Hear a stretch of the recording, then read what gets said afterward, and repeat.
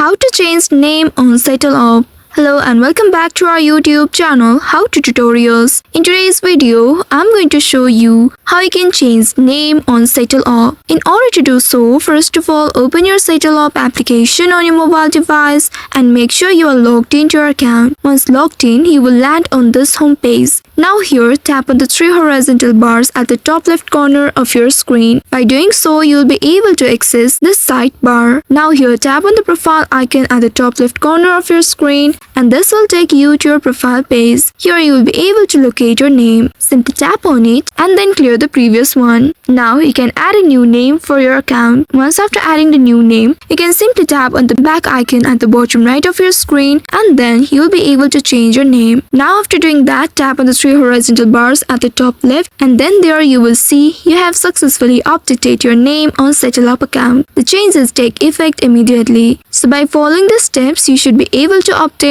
or change your name on SettleUp account. I hope this tutorial was helpful. If yes, don't forget to like, share and subscribe to our channel. Also hit that bell icon to never miss any updates from us. Thank you for watching.